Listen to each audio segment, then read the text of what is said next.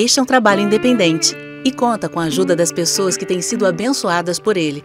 Se você quiser fazer parte do grupo de mantenedores desta obra, se informe das opções disponíveis na descrição deste vídeo. Agradecemos pela atenção e pelo carinho. Deus abençoe.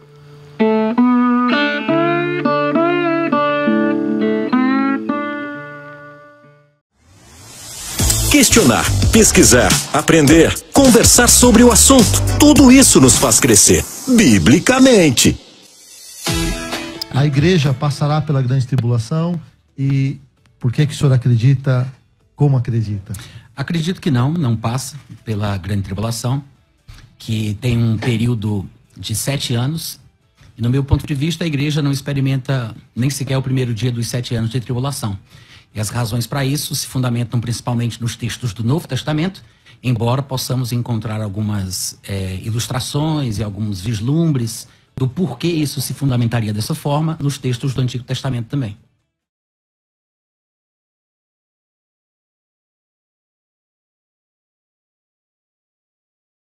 Perfeito.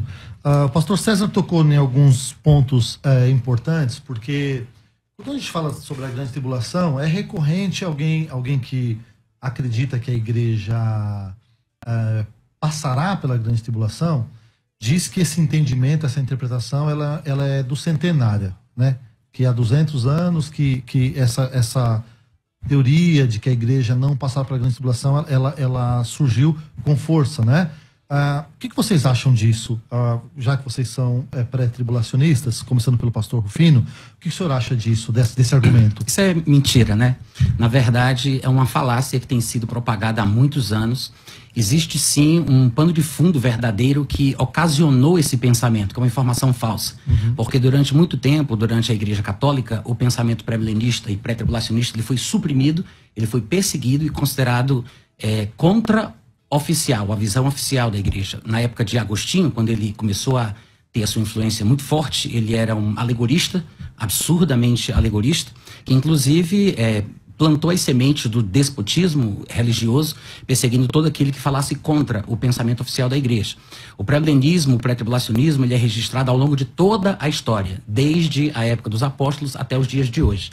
O problema é que durante essa hegemonia do pensamento alegorista, amilenista de Agostinho, os pensamentos divergentes foram taxados como heréticos e quem quer que publicasse alguma coisa contrária era considerado como herege e era queimado. E nós temos alguns documentos, inclusive, que podem ser acessados, porque algumas pessoas acham que não existe dado histórico de séculos passados, como do primeiro, do segundo, do terceiro, do quarto, mas há um site onde as pessoas que falam um pouco de inglês ou que podem traduzir o texto, podem fazer as suas pesquisas, né, com trabalhos acadêmicos em papers de PhDs em divindades, escatologistas do mundo inteiro. O nome do site é pré-trib.org. Se alguém tiver curiosidade, quiser conhecer, pode pesquisar lá, pré-trib.org. Na verdade, a gente não vai ter tempo aqui para poder falar sobre tudo isso, mas uma das coisas que se diz muito, né, para se alegar que o pré-tribulacionismo é recente, é que ele teria sido inventado, ou talvez por Emmanuel Lacunza, que também escrevia pelo pseudônimo de Ben Ezra, ou teria sido inventado por um outro homem lá, ou então pela profecia da escocesa de 15 anos de Margaret MacDonald, ou então por John Nelson. Essa é a teoria mais popular.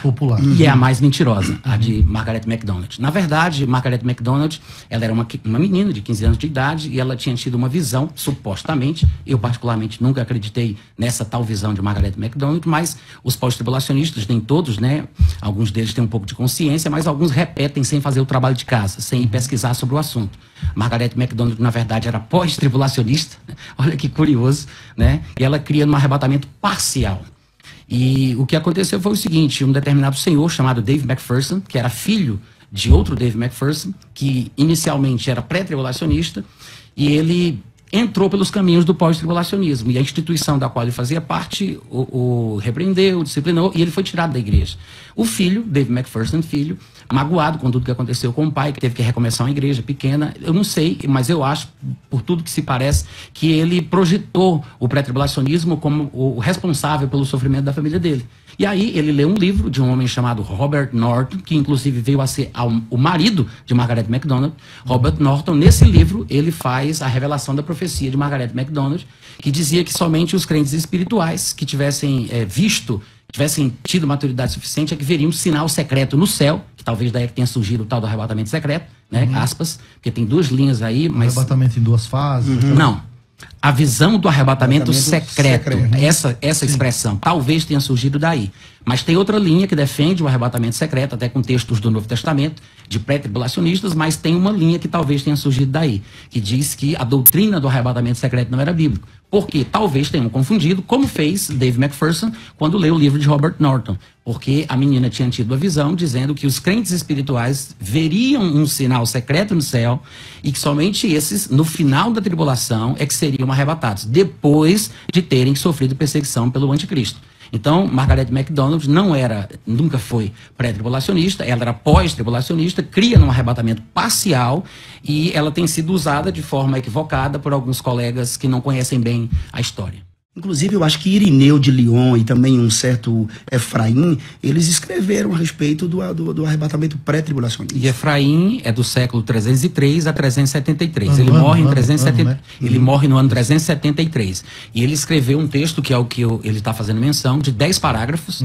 Esses 10 parágrafos são importantes porque no segundo parágrafo ele fala de um arrebatamento antes da tribulação, ele coloca essas palavras, e no verso 10, ele fala da volta de Cristo depois da tribulação, com a atuação do anticristo, etc. e tal. Mas eu queria dizer que a mesma impressão histórica que o pastor Nathan trouxe em relação aos fatos do século XIX, eu concordo com ele. Sim. Eu acho que há uma má intenção para que suprimir. Exatamente. Então, assim, eu concordo. E eu também entendo, assim, com todo o respeito do mundo com o pastor César, eu não acho que o tribulacionismo, né, seja um elemento de 200 anos atrás. O que a gente tem é que o Darby, né, com a sistematização do dispensacionalismo, vai popularizar esse pensamento no século XIX.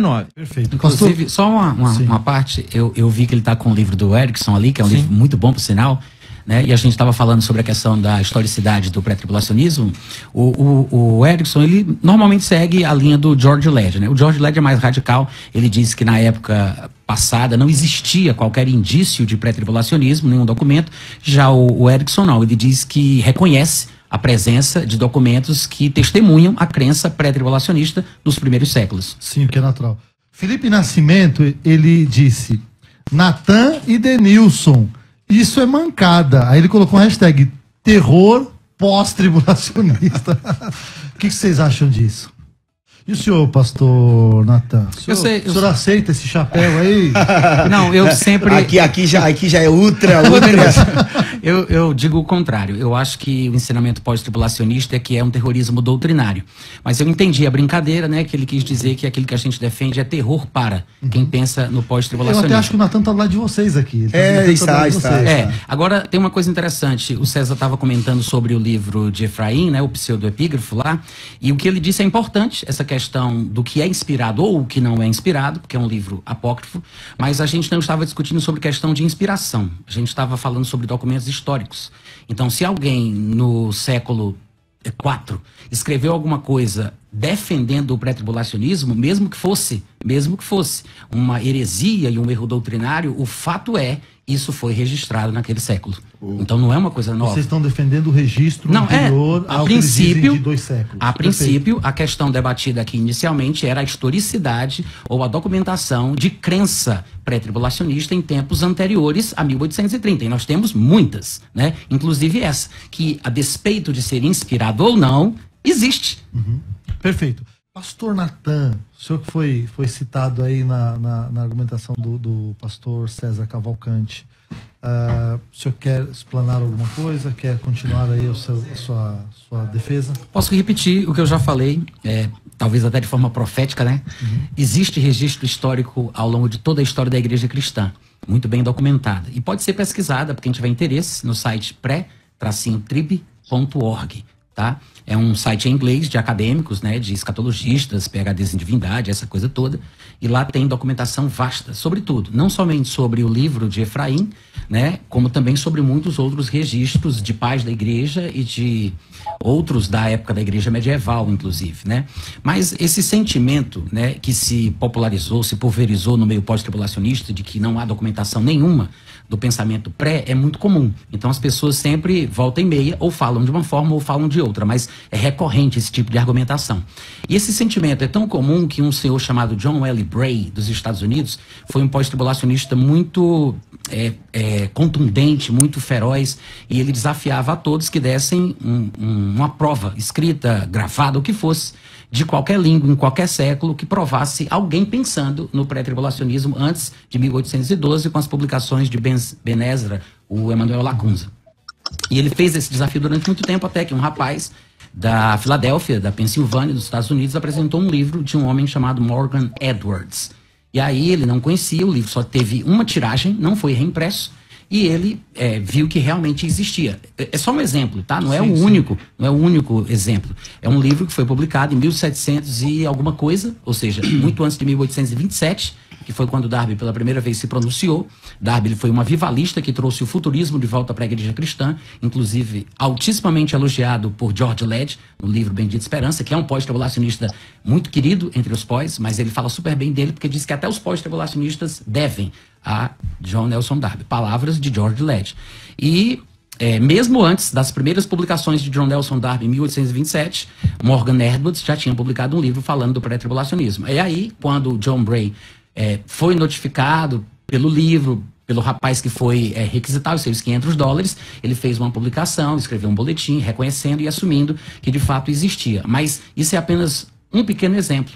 Talvez outro que não sei se é bem conhecido, mas é um pouco mais antigo, é o caso que aconteceu do norte da Itália no ano de 1260, quando ainda a Igreja Católica, dominando através do alegorismo, as perseguições de Agostinho, aquela coisa louca toda, né, não deixava que as pessoas tivessem um pensamento divergente. Os irmãos apostólicos, que foi uma comunidade fundada em 1260 no norte da Itália por Gerard Sagarello, cria no pré-tribulacionismo, ou pelo menos numa forma de pré-tribulacionismo. E ele foi morto, queimado, por ordem oficial da Igreja Católica, pela sua divergência, e depois o grupo foi assumido por um homem chamado Doutino, irmão Doutino.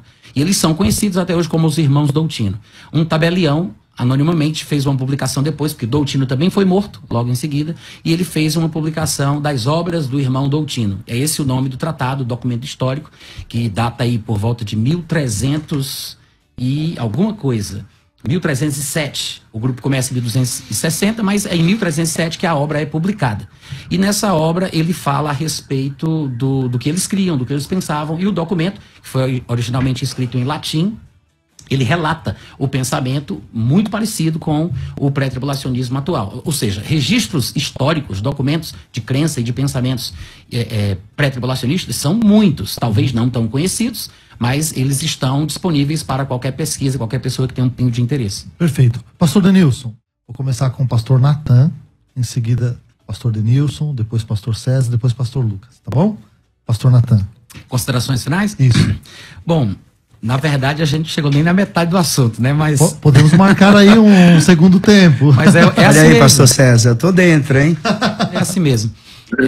Eu acredito que no Novo Testamento é que a gente vai encontrar a doutrina pré-tribulacionista. Eu penso um pouco diferente do Denilson aqui. Denilson, né? Sim. Porque eu acho que o Novo Testamento é o único texto que realmente fala pela primeira vez na história do arrebatamento antes da tribulação. Principalmente nos textos de Paulo, né? Jesus Cristo, ele fala, inclusive de forma um pouco enigmática e ainda obscura, somente depois que nós nascemos de novo, recebemos o Espírito Santo, é que vamos entender o que ele queria dizer com aquilo, e claro, também por causa da influência do texto de Paulo. Mas Paulo parece ter sido aquele que foi escolhido a dedo para fazer exatamente isso. Paulo, ele escreve quase 2 terços do Novo Testamento, e entre as coisas que ele falou está o arrebatamento. E o curioso é que quando ele vai falar sobre o arrebatamento, ele usa expressões que dão a entender que o que ele sabe sobre aquilo, ele recebeu por revelação, algo sobrenatural. Não foi pesquisando nos livros da sua época, né, no Antigo Testamento, na Bíblia da época dele, mas foi através de aparições pessoais de Jesus a ele. Ele fala assim sobre a ceia, e ele fala da mesma forma sobre o arrebatamento. Da ceia ele diz: o que eu recebi, eu também vos entreguei. Recebi do Senhor, que na noite que ele foi traído. Ou seja, Jesus contou para ele não estava lá. Ninguém falou isso para ele. Foi uma revelação. Em Gálatas 1, 11 e 12 ele diz: faço-vos, porém, saber, irmãos, que o evangelho por mim anunciado não é segundo o homem, porque não o recebi, nem o aprendi de homem algum, mas mediante revelação. Jesus aparece a ele e diz: olha, eu vou te aparecer para te constituir como ministro e testemunha, tanto das coisas em que me vistes, como daquelas pelas quais eu vou te aparecer ainda. E em 1 Coríntios 15 e em 1 Tessalonicenses 4, os principais textos do arrebatamento deixados por Paulo, talvez não os melhores, mas os mais populares, Paulo diz que eis que vos declaramos por palavra do Senhor, mostrando que é uma revelação de Jesus Cristo, e depois ele diz, eis que vos declaramos um mistério, mostrando que não é uma informação de domínio público. Então, quando ele fala do arrebatamento nesses dois textos mais usados e mais populares, embora não sejam os melhores, Paulo, ele demonstra que a revelação do arrebatamento foi dada por Jesus. Então, é difícil encontrar o arrebatamento em Mateus capítulo 24. Eu acredito que está lá. Não no versículo 28, 29 e 30, né, como o Lucas citou. Aquilo ali para mim é realmente a vinda visível no final da tribulação, como está escrito. E talvez não antes também, mas em outro lugar. Então, eu penso assim, que para a gente se aprofundar nesse assunto, é sempre importante a gente estar aberto a novas possibilidades. Às vezes, estamos sempre fechados em nossa bolha, né? E a gente não consegue sequer entender a proposição do nosso colega. Eu acredito que o arrebatamento pré-tribulacional ele só vai ser plenamente compreendido no Novo Testamento, mas especialmente através dos textos de Paulo. Perfeito. Pastor Natan Rufino, um prazer recebê-lo direto de Campina Grande aqui. Que Deus te abençoe. Foi uma excelente participação. Obrigado. Bom, eu queria agradecer também aí ao pessoal que me acompanha, meus mantenedores, né, que me dão ajuda financeira periódica para eu poder fazer a obra. Também agradecer ao pessoal da Chamada da Meia-Noite, que também tem uma editora, publicam livros na área de escatologia de forma abundante e também eles me mandam presentes de obras, livros que me ajudam a estudar sobre o tema. Fica aqui meu agradecimento. Quem quiser saber mais sobre o material que eu tenho publicado, os livros que eu já tenho escritos, basta entrar no meu site, que é natanrufino.com.br. Lá tem a minha loja, tem meus textos, meus áudios, vídeos e tem o canal do YouTube também, que é o meu nome. Não se esqueça de se inscrever no canal, deixe seu like e ative o sininho.